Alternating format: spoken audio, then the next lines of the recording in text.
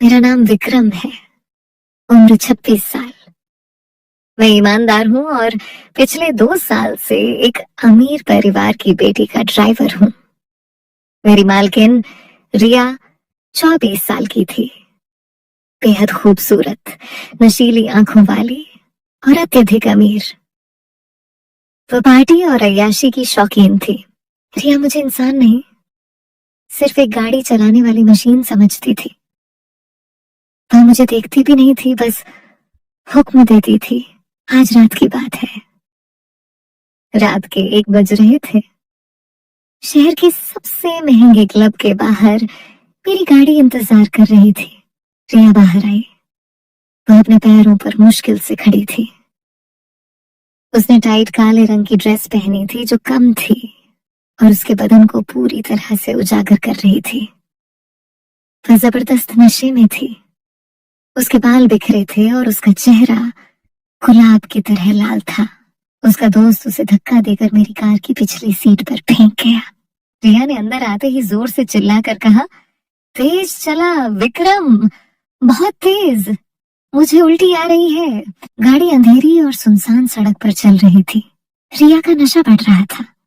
उसने अजीब सी आवाज निकाली, रुको कार, रुको। मैंने तेज ब्रेक लगाया। रिया आगे की सीट से टकरा गई। मैंने पीछे मुड़कर देखा। रिया बुरी तरह कांप रही थी। वह संभाल नहीं पा रही थी। मुझे लगा कि वह कार के अंदर ही उल्टी कर देगी। ये सोचकर ही मेरा दिमाग खराब हो गया। मैंने झट से दरवाजा खोला और पीछे की सीट पर गया। रिया रो रही थी। विक्रम, मुझे संभालो, मैं मर जाऊंगी। मैंने बिना कुछ सोचे रिया को पकड़ा और कार से बाहर निकाला। रिया का सारा वजन मेरे मजबूत कंधों पर आ गया। उसका गर्म और नशे में डूबा बदन मेरे बदन से चिपक गया। मैंने पहली बार रिया को इतनी करीब से छुआ था। मैंने उसे सड़क के किनारे बिठाया। रिया उलझन में थी। नशे में वो बड़बड़ा रही थी। मैंने रिया को पानी दिया। रिया ने बेहोशी की हालत में पानी पिया। रिया ने सहारा लेने के लिए मेरे हाथ को कस कर पकड़ा। अंधेरी सड़क पर दूर दूर तक कोई नहीं था। रिया की मादक खुशबू और वाइन की तेज गंध मुझे बेकाबू कर रही थी। रिया का चेहरा मेरे बहुत करीब था। नशे में उसने हल्की सी मुस्कुराहट दी और धीमे से कहा, तुम बहुत हैंडसम हो विक्रम। क्यों ड्राइवर हो? उसका यह सवाल और मासूमियत मेरे अंदर की सहनशीलता को तोड़ रही थी। मैंने तुरंत रिया को वापस कार में बिठाया। मुझे पता था कि अगर मैं एक पल भी और वहां रुका तो मैं सीमा तोड़ दूंगा। हम रिया के आलीशान बंगलो पहुंचे। रात के 2:30 बज चुके थे। रिया के माता पिता शहर से बाहर थे। घर पूरी तरह खाली था। मैंने कार से निकलकर रिया का दरवाजा खोला। रिया पूरी तरह बेहोशी की हालत में थी। उसे अकेले छोड़ना खतरनाक था। मैंने झट से रिया को उठाया। रिया का वजन हल्का था, पर उसका बेजान शरीर मेरे बदन पर कसकर चिपक गया। उसका खुला बदन मेरे हाथों को छू रहा था। मेरे अंदर बिजली दौड़ गई। मैंने अपनी आंखें बंद कर ली, पर इच्छा की गर्मी को बंद नहीं कर पाया। मैं रिया को धीरे धीरे सीढ़ियां चढ़ाकर उसके बेडरूम तक ले गया। बेडरूम विलासिता से भरा था। मैंने रिया को नरमी से पलंग पर लेटा दिया। वह बेसुध पड़ी थी। मैं पलंग के पास खड़ा था। सांसें तेज थी। मुझे तुरंत निकल जाना चाहिए था। ये मेरी ड्यूटी थी और ड्यूटी पूरी हो गई थी। पर रिया, वह मेरे सामने थी, कमजोर, बेसुध और बेहद आकर्षक। अंधेरे में मेरे दिल ने शैतान की बात मान ली। मैंने पहली बार महसूस किया क्योंकि मैं ड्राइवर नहीं हूं, मैं विक्रम हूं और मेरे पास आज रात मालकिन को नियंत्रित करने की पूरी शक्ति है। मैंने धीरे से अपने बूट उतारे। मैंने आहिस्ता से मैं दरवाजा बंद करके पलंग के पास खड़ा था। रिया गहरी बेसुधी में थी। उसकी ड्रेस पूरी तरह बिगड़ चुकी थी और उसे कस रही थी। मैंने तर्क दिया कि उसे आराम चाहिए। ये गलत काम के लिए खुद को समझाना था। मैंने धीरे से रिया के पास झुका। मेरी सांसें गर्म थी। पहली बार मैंने किसी अमीर लड़की को इतनी करीब से छुआ था।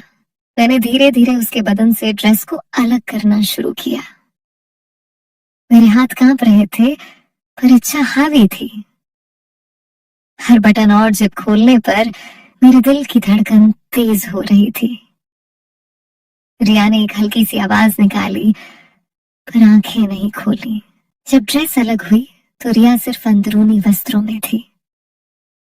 मैंने शर्म से आंखें झुका ली, पर इच्छा ने झुकने नहीं दिया। मैंने उसे अपनी आंखों को भरपूर आजादी दी। मैंने अपनी प्यास बुझाने के लिए उसे नरमी से एक डील ढाला रेशमी बाथरोब पहनाया। इस पूरी प्रक्रिया में रिया बेसुध पड़ी रही। मैं रिया के बगल में पलंग के किनारे बैठ गया। मेरे हाथ अभी भी गर्म थे। मैंने अपनी वर्दी उतार दी। अब मैं सिर्फ टी शर्ट और पायजामा में था। ड्राइवर नहीं, एक जवान आदमी। रिया ने बेहोशी में करवट ली और उसका सिर मेरे कंधे से जा टकराया। मेरे अंदर बिजली दौड़ गई। रिया ने बेहोशी में बड़बड़ाते हुए मेरा हाथ पकड़ा और कसकर अपने सीने से लगा लिया। रिया फुसफुसाते हुए, चाचू तुम बहुत अच्छे हो, मुझे अकेला मत छोड़ो। उसने मुझे गलत समझा। ये मेरे लिए एक मौका था। मैंने पहली बार महसूस किया कि मैं मालकिन नहीं, उसकी इच्छा हूं। मैंने धीरे से अपना दूसरा हाथ रिया के सिर पर रखा और उसके बालों को सहलाना शुरू किया। रिया को सुकून मिला और वह शांति से सोने लगी। मैंने धीरे से पलंग पर लेटकर रिया को अपनी बाहों में लिया। रिया बेहोशी में पूरी तरह चिपक गई। उसका गर्म बदन मेरे सीने पर था। मैंने अपनी आंखें बंद कर ली। यह गलत था, अवैध था, पर इच्छा अदम्य थी। मैंने उसकी कमजोरी का फायदा उठाया। मैंने पूरी रात उसकी मदहोशी का फायदा उठाया। मैंने उसे महसूस कराया कि आज उसकी जिंदगी का मालिक मैं हूं, उसका ड्राइवर नहीं।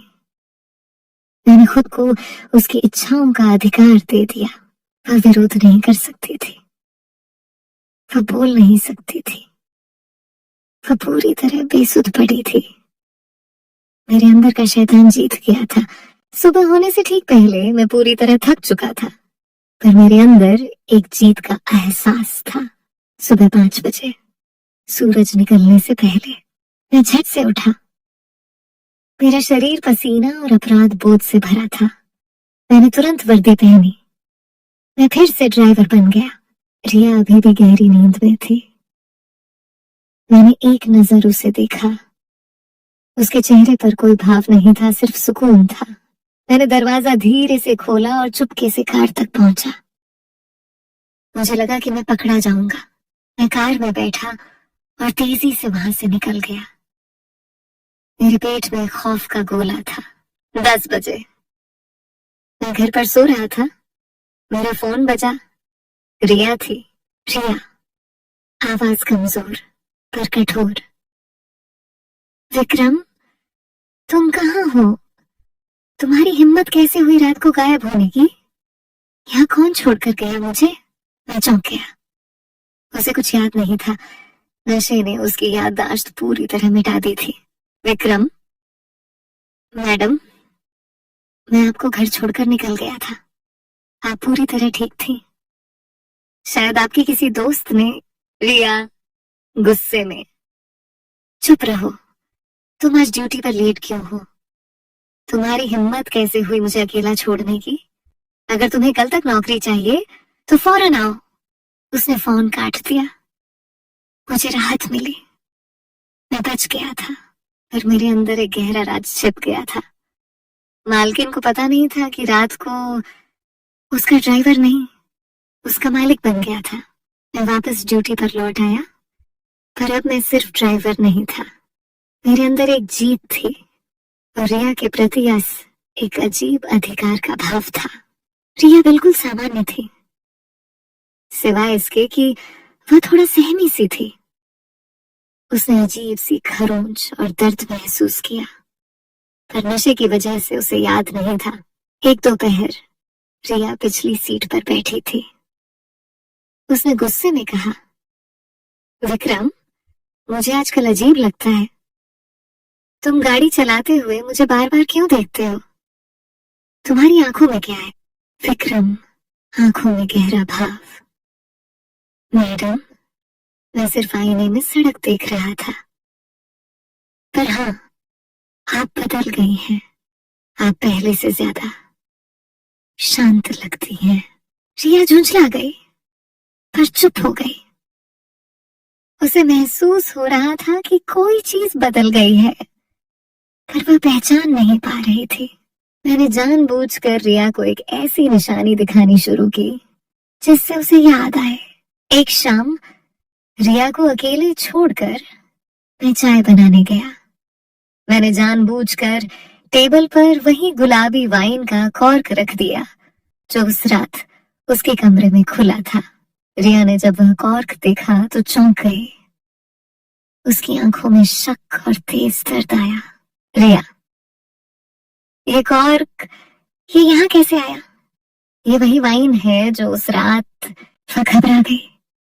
उसने तेज आवाज में मुझे बुलाया, रिया।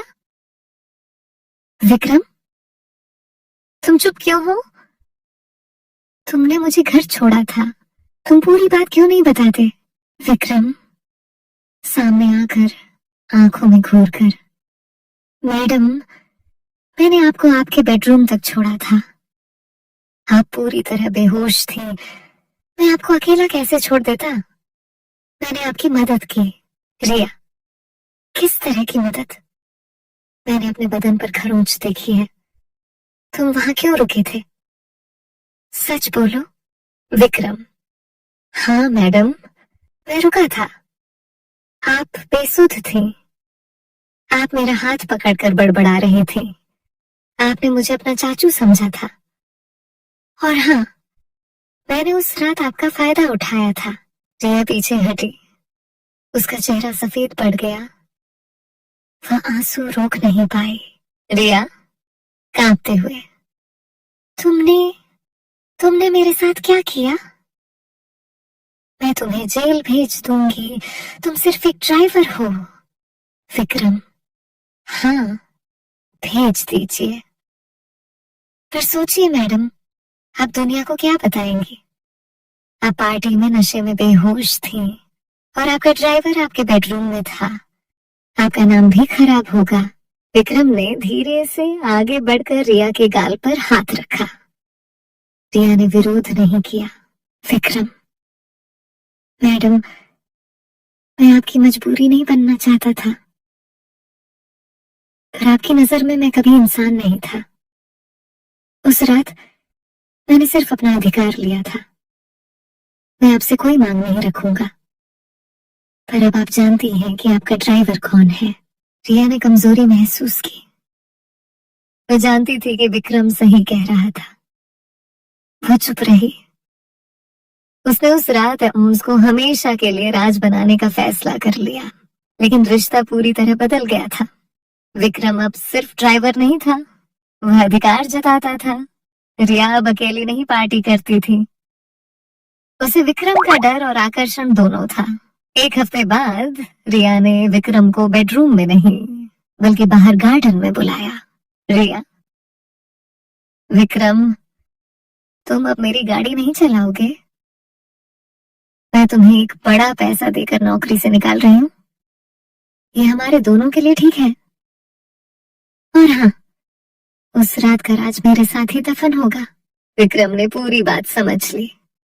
उसने पैसे लिए और बिना एक शब्द कहे रिया को देखा। उस आंख में जीत और अधिकार था।